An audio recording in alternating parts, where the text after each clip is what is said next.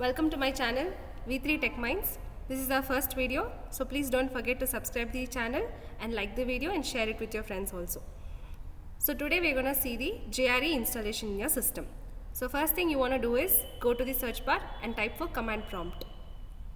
Once you type command prompt, this will be the output, and type Java version.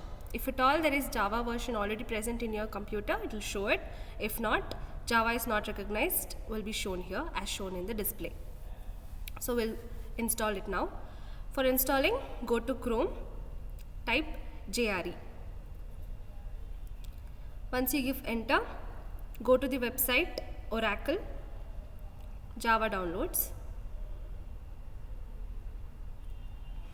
Then select the OS, which is Windows, and then download the link. It will ask for the path. Whichever folder you want, you can download it. I am downloading it in downloads.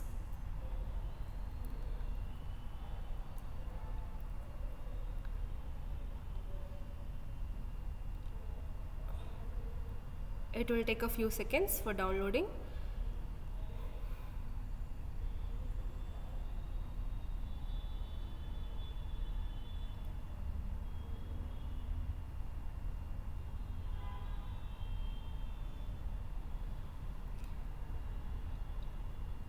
Once the download is done, go to the folder, double click the downloaded one.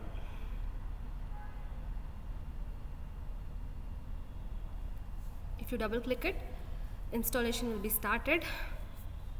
Click next, and it will install. Wait for installation.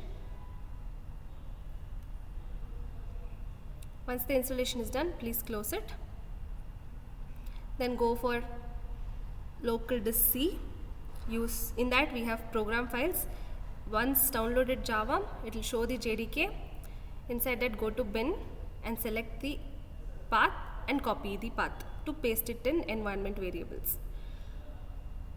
Now go for environment variables. Then select path in system variables.